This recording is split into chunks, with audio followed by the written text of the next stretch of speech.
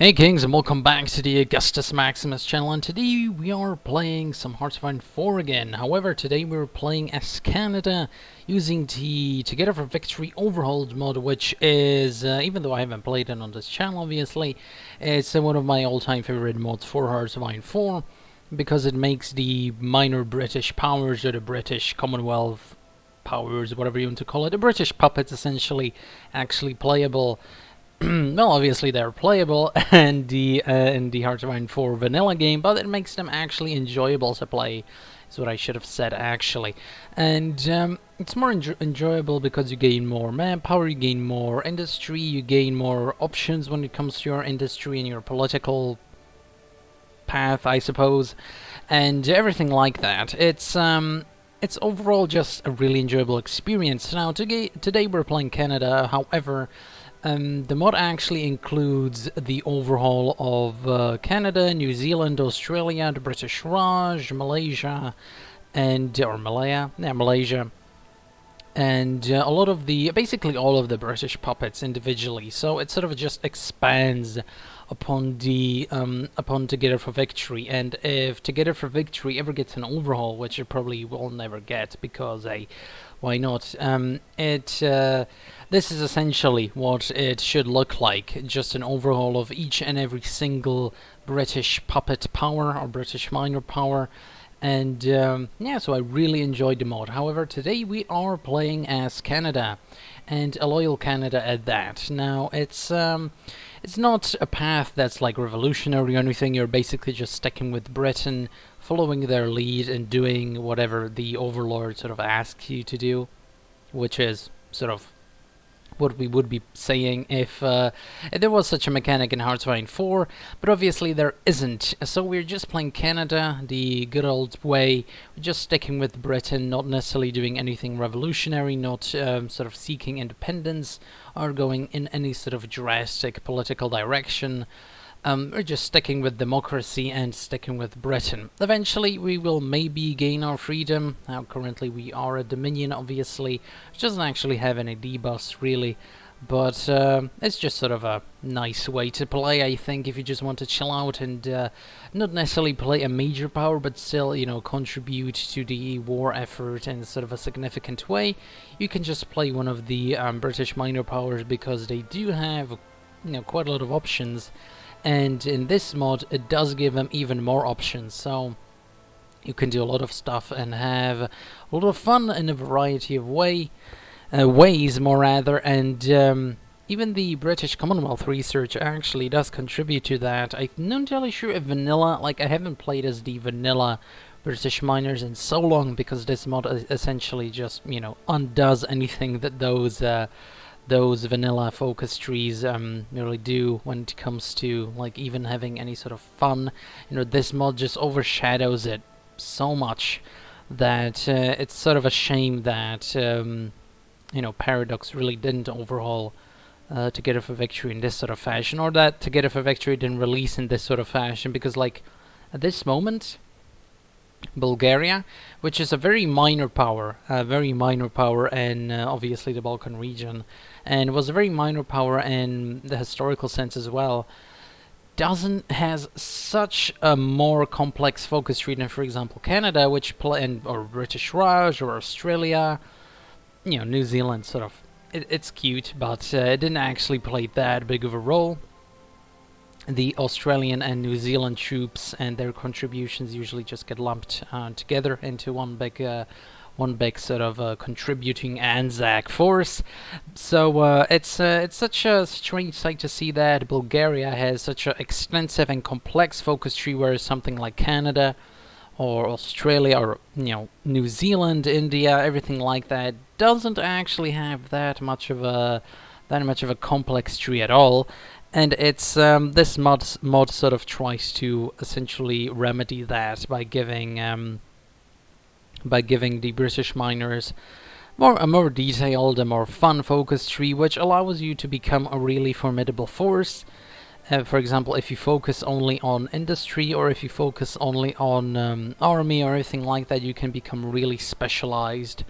And that's sort of the name of the game if you want to play a minor power anyway, but it's also the name of the game if you want to become sort of a major power from a minor power.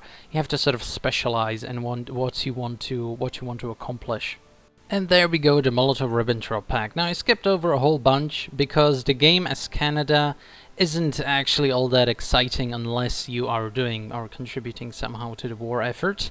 And this is my grand strategy here. This is something that I've wanted to always try as for example, with for example Canada. Sometimes it's successful, sometimes it's not. This strategy actually works quite well if you're playing, if you're doing the strategy, for example, in Denmark, if you're trying to hold the straits, or if you're trying to hold the sort of river line that, or the border, essentially the border line between Germany and Denmark. This sort of strategy of just bunkering down with all your divisions, your entire army, and trying to support the allies in some sort of fashion. This time I'm trying to hold Brittany. Now, sure, we could use those divisions on the front line, essentially, with, for example, Belgium, and try and stop the French from capitulating. But it is such risky effort, and it depends on the French divisions and their sort of, I suppose, willingness or their strength and the French power to actually hold the Germans back. And I'm not saying that I have no faith in the French, but I have no faith in the French to actually be able to hold that line, because so many times, even if you're trying to support them, because the French AI just simply doesn't have enough time. The French AI doesn't go down the correct focuses to make it possible for the French to actually hold that point. Both the Italians and the Germans, and even in Africa, they simply just don't do the right focuses, which is obviously historical. The French just fell quite quickly, and so it's going to be our duty now to sort of replace the United States when it comes to actually like liberating, and the UK, obviously, but we are sort of a UK force. The Canadians obviously played a very big role when it came to Operation Overlord and the D-Day effort and everything like that, liberating France. And so today we are going to start liberating France early, because we're never actually going to leave France. We're going to stay in Brittany, we're going to hold Brittany, and eventually, hopefully, try to make our way towards Paris once the Germans manage to conquer it. That's the entire battle plan for today. That's the entire thing that we're going to do today, and that's the entire basically war effort that we have to do today. And essentially, if you're playing a minor power, having sort of a single goal like this one here, and trying to really specialize in your war effort, is, I think, the best thing you can do. Because, for example, as Australia, you do have sort of a freedom when it comes to either going to Africa or going to Asia, even in Europe. But as Canada, you sort of, you're sort of not exactly forced to do Europe, but I think it's much more convenient for you to go to Europe, because you don't actually have that big of a navy, and so you can't effectively contribute that much in the Pacific theater. Now, this mod actually does add a lot of focuses when it comes to building up your navy as Canada, but we're gonna do that scenario at a later date. Today, I really want to focus on Europe, more specifically France, and trying to hold Brittany initially, and then continue on towards Paris, and as I said, try to beat back the Germans. So hopefully it's gonna be gonna be decent. Hopefully it's gonna be a decent war effort. Hopefully it's gonna go swell. If not, then well, this is gonna be bad. But because this mod adds so much core manpower, or just manpower in general, and so many resources to Canada, which is sort of historical. Now, obviously, it's not historical in the sense of they would have so much access to oil. We could rival essentially the Soviet Union when it comes to the amount of oil we have.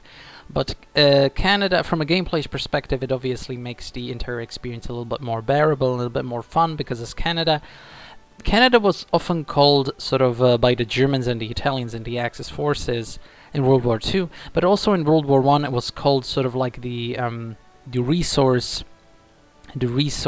mine, or whatever. It was called sort of the golden resource heaven, essentially, of the British Dominion, because it had so many resources which the Axis and the Central Powers lacked.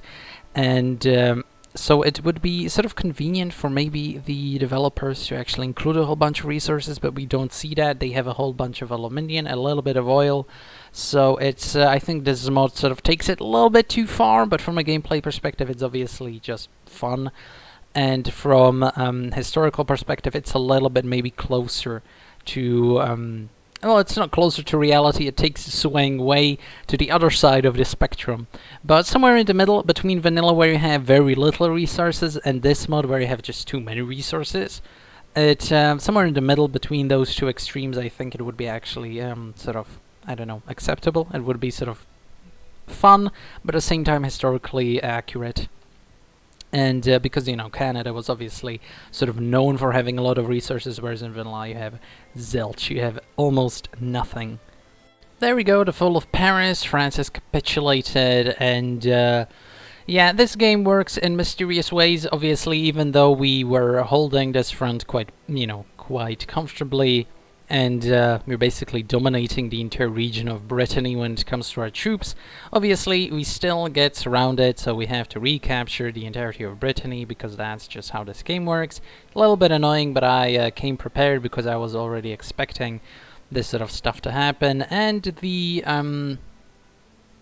German troops should be here quite soon-ish. Hopefully they don't take their time, because I really want to see if actually it's possible to hold this line, and it should be. My army essentially is just 7-2s, a bunch of 7-2s. That's the red army, and the blue army is actually just 10-withs to sort of hold the front, to sort of somehow stem the tide of the German assault. Because even though this mod does buff your industry a whole bunch, it's still not possible for Canada to deploy as many divisions as you would maybe like to have on this front, and maybe it would be actually a little bit easier to move back to those 2 tiles behind the front that we have right now.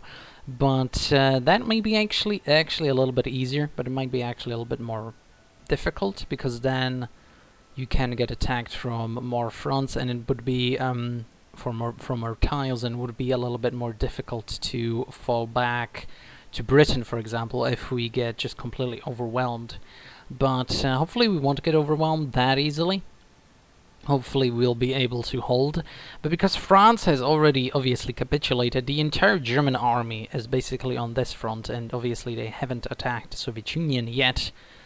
Which I'm not entirely sure if... Actually, I mean, I think this is the only front that they now have to worry about, because the Italians are in Africa, so this is the only front the Germans have to worry about. There's obviously the Danish and the Norwegian situation, but I don't think they would deploy this many troops to Norway. So it's this is going to be a little bit interesting. This is going to be a bit interesting, and hopefully we'll manage to hold. Yeah, German interest in Scandinavia, so maybe that's going to take away a few divisions from this front, but ultimately, I think we're all alone here, because the Allies haven't obviously even tried to help us here. That's the plan. There's a lot of focuses here that are quite useful, but I'm not really sure which one is gonna help us here the most. There was some really strong buffs, but obviously, yeah. Let's just take the army bonuses, because that's most relevant right now. You can see the British do have a division there, or a few divisions there, but it's not exactly very useful to send only like 1, 2, 3, 4 divisions here when we're facing the entire German army. You'd think that they'd send more, try to invade. You know, they see that, yeah, the Canadians are holding there. Maybe we try to, I don't know, invade, or maybe even, you know, send a few divisions there. But no, I suppose the British AI is always focused on Africa, so they're probably in Africa.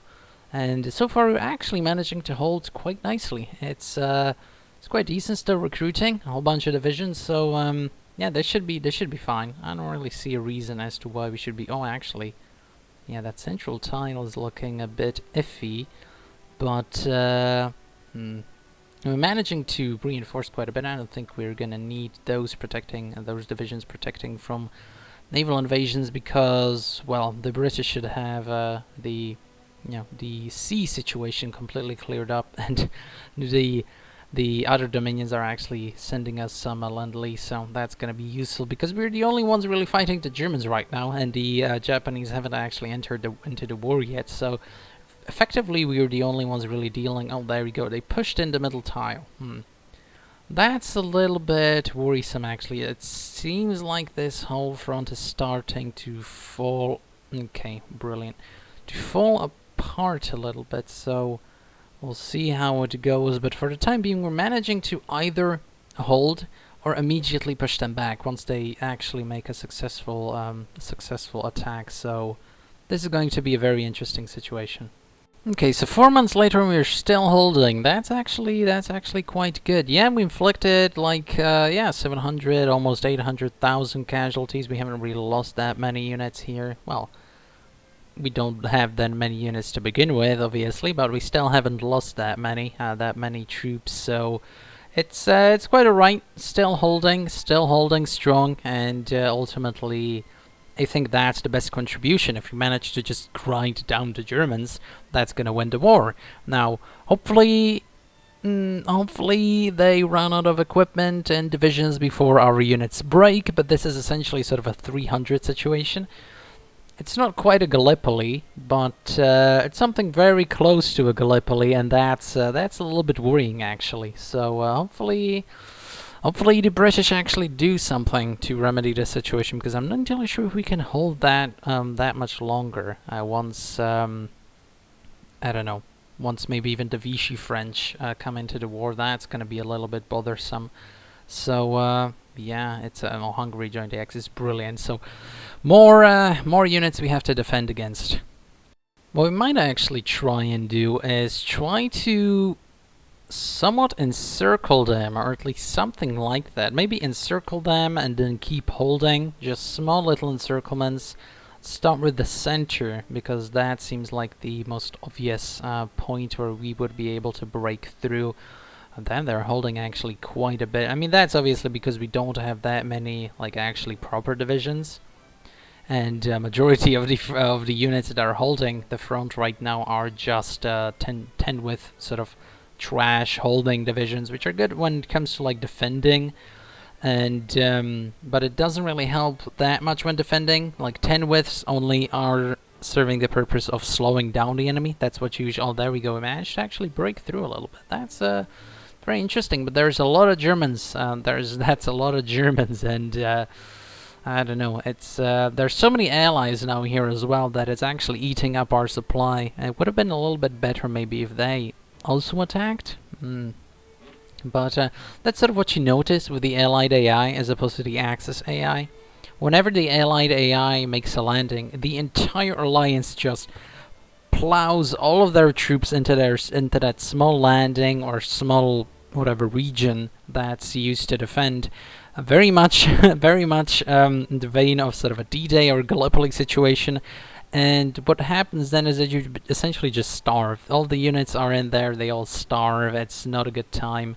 So what we might actually want to do is do a cheeky landing behind the enemy front to try and, I don't know, maybe alleviate the pressure on that front, because we obviously can't just plow more units in there. It would be a little bit weird. So let's just try and go for a little bit of an invasion to alleviate the pressure.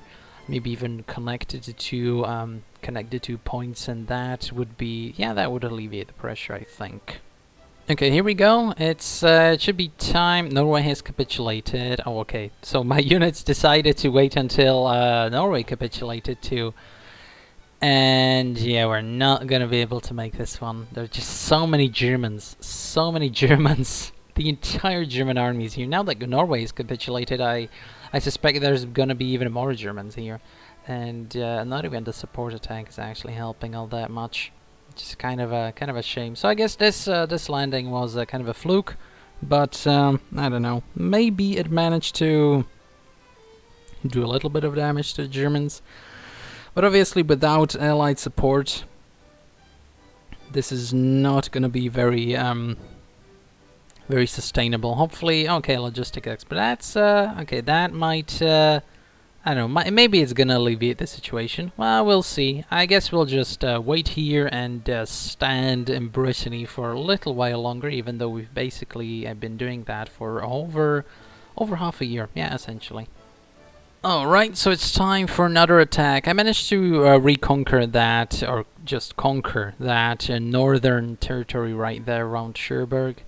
Just because, well, the Germans were a little bit overstretched, and they are actually lacking quite a lot of equipment if you look at the status of their division. So you might actually get away with this attack here, and that would actually be quite wonderful if you manage to somehow sweep around those northern divisions right there, or the divisions that aren't well supplied, but there's a lot of them. There's a lot of them up there, so if we manage to encircle those, we might do enough damage to the Germans where they just, I don't know, maybe they'll actually just stop relentlessly pummeling down on my units. Maybe actually, sort of a full frontal attack. Not entirely sure.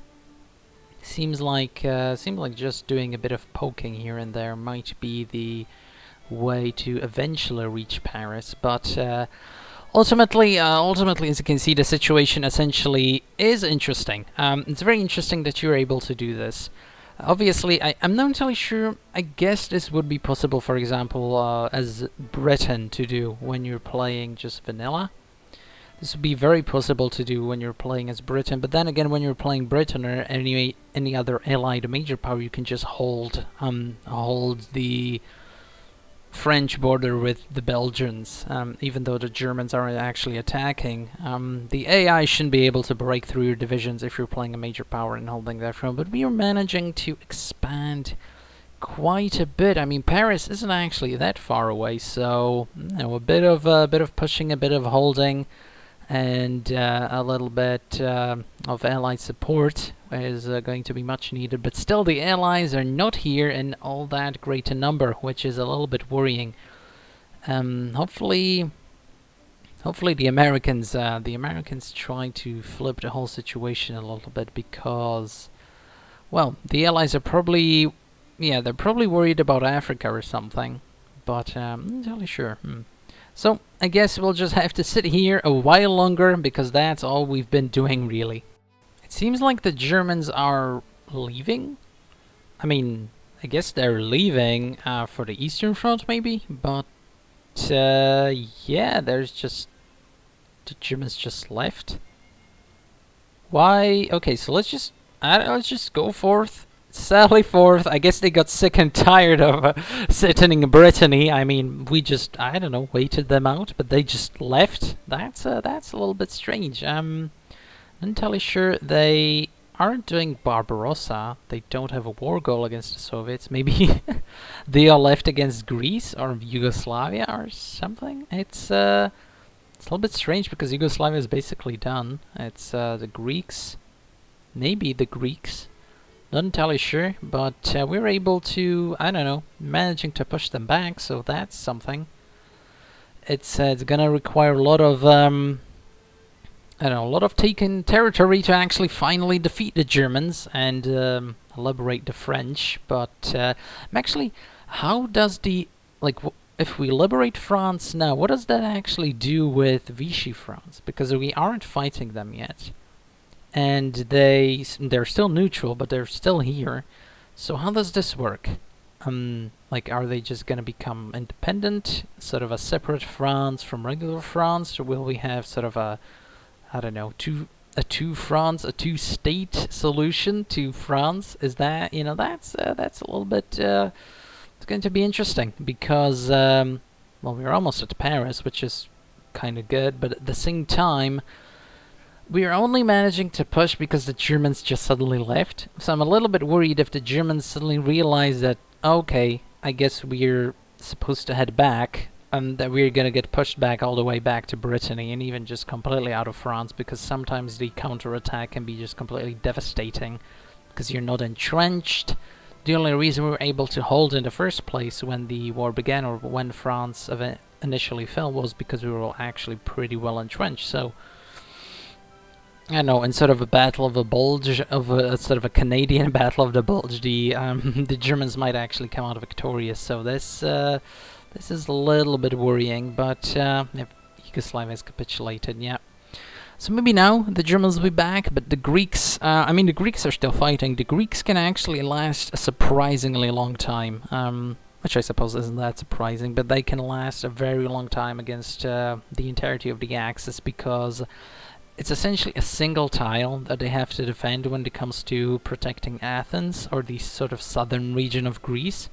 And they can do that fairly effectively. For example, when you're playing Liberation of France, we actually managed to do it, nice. For example, when you're playing as the British Raj, or basically any of the Allied powers, if you manage to stack at least like 20 to 30 divisions on southern Greece, that's a big lag. Did someone capitulate, or what's happening? That's a pretty big lag. Oh, okay, I guess that's what happened. So that's what happens when you manage to liberate France, or liberate Paris. Vichy France just ceases to exist and reintegrates itself. Okay, that's actually pretty clever. That is pretty clever. I guess they chose to go with the Allies, or back with the regular France, instead of just being Vichy France. So there we go, France is back in action. It's only 1941 and the Canadians managed to liberate France all on their own, essentially, or at least mostly on their own, through Brittany, or from Brittany. But what worries me right now is that the Italians have actually very clear pathway into southern France, and there are no allies here. This was all on the back of the Canadian division, so hopefully the Allies manage to swarm in here, and if not, then this is going to be a little bit of a difficult situation. Okay, so if you're wondering why we're back here, back in almost Brittany, it's because, yeah, the Allies didn't send anyone, and yes, it turned into a very difficult situation, and so we're back. Yeah, back to the north. Back to the northwest of France. Essentially, we are holding Paris, so the French haven't recapitulated, but yeah, this isn't the best situation I would have hoped for, obviously. I sort of hoped for that the Allies would have immediately sent all their divisions into France, and we would have gotten pushed back a little bit, but this is quite terrible. And yeah, so it's back to this situation. Wonderful stuff, obviously. We're managing to hold because, well, I don't know. It's we do have a lot more divisions, and obviously the French have some troops here, and the Allies do have some troops here, but it's not optimal. Now, obviously, I guess the Allies consider Africa to be a much more important I don't know, front or something. But that's a bit infuriating. But that's the Allies, you know. The Allies, no matter who you're playing, if you're playing the Comintern, if you're playing the Axis, if you're playing, I don't know, as the Allies, the faction of the Allies, the British, the French, the Americans, all the Dominion nations, you know, everyone always manages to screw you over. For example, now they didn't send anyone. They didn't send anyone to really help and defend France. This is really infuriating. And yeah, fighting in Africa where we don't actually accomplish anything, I guess that's much more important. I don't really know. It's infuriating, and as you can see, they aren't even holding the front. The French have some troops in Paris, which is cute, but yeah, this is going to be a long, grueling conflict before we actually manage to capitulate the Germans. And they haven't actually declared war on the Soviet Union either, so we're sort of hoping for, I don't know, the Turkish?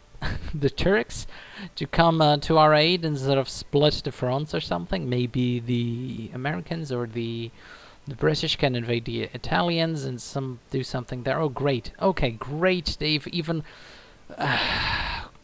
they've actually managed to lose the African front. That's just brilliant, or almost lose the African front, I suppose. But yeah, this isn't the best. Looks like I found my allies. Yes, great work, stacking everything in Norway. Not even managing to recapture it or anything, just stacking everything in Norway. Yes, starving, not pushing, not helping me. No. Let's just starve here. that's gonna be great. Meanwhile, the Greeks have to defend themselves almost all alone, and we have to defend the I don't know, Paris and surrounding areas, essentially northwestern France, all alone. Yeah, this is great stuff. Oh, Kingdom of Greece has capitulated. Brilliant. Just brilliant. This is exactly... These two images next together is exactly what's wrong with the Allies. This is everything that's wrong with the Allied AI. This is just... this is just terrible. I mean, like, what the hell? I mean, congrats to the Italians for managing to, you know, destroy the Greeks, but, yeah, the Allies definitely, yeah, good stuff. So, they're not even attacking. We have to hold this, manage to push a little bit forward, but, so just Canadians and Americans here, really. Okay, it's time for the big push. Hopefully manage to do some damage. It's 1942 and the Germans still haven't done anything against the Soviets, so... I guess that's kind of smart. It's kind of smart programming when it comes to the AI. They see that France still isn't completely dominated by the Axis. They still see that they have a threat to their west, so they don't actually engage against the Soviets. That's actually kind of smart from them. Not entirely sure if that's actually sort of the, you know, the factor that's making them not attack the Soviets. But if that's the case, it's actually kind of smart. Maybe because they don't hold Paris? Not entirely sure. It is actually kind of smart if that's the case, but if not, maybe they just kind of consider themselves to be quite weak, and the Italians don't actually get a war goal against the Soviets either, so they can't necessarily declare war. So I guess, you know, this is kind of smart, but again, it would have been very appreciated. There we go. The Soviets declared war on Iran? What? That's a bit random, isn't it? I guess if the Germans don't do anything against them, they go for their Southern Strike doctrine. Yeah, I suppose, yeah. I mean, we've seen that before when I did the Little Entente or the French Entente video, where the Russians, I guess, because their default position is go for the Southern Strike, not necessarily go against the Germans because they still have a non-aggression pact with them. I mean, that makes sense from the point of view of Stalin. Like at this situation, the West is completely tearing itself apart, and in this long grueling war. So your best bet is to actually strike somewhere that they're not looking. That's not actually that bad of a situation. But look at the Allies; they really haven't contributed that much. Meanwhile, the Germans have lost 5 million. So this is going to be a long one before we manage to reach Berlin. Let me tell you that. Okay, so we're about to win, so let's have a quick look at the casualties. It's 19, yep, there we go, 4.5 million. We lost 1.7. Quite a bad KD when it comes to the Germans. Yeah, almost 1 million, 400,000 almost, 350.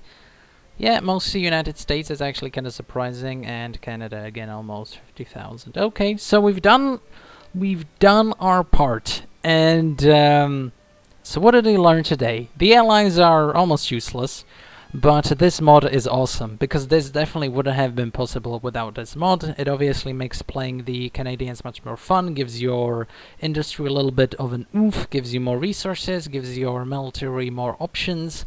Because in vanilla, as the Canadians, you can go for 7.2s or even 14.4s, but you're gonna have very few of them because you don't have enough manpower. And your industry isn't that great.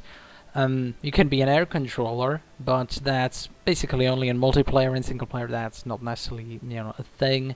So it's a great mod, and I really love it. I'm definitely gonna come back to it because I have some plans with, for example, Australia. But because we did everything this game, let's just puppet everyone. And I kind of want to see what the Bulgarian Empire actually, what that name is when it's a democratic Bulgaria. So let's check it out, and it is the Bulgarian Federation. Okay, I mean that's kind of you know, whatever. But actually, you know, because that wasn't enough territory, let's at least retake some of the stuff that we helped to hold, because clearly these allies don't deserve the land that they have. So bam. Okay, that's now Canadian land. Thank you very much. So thanks, Kings, for watching, and see you next time.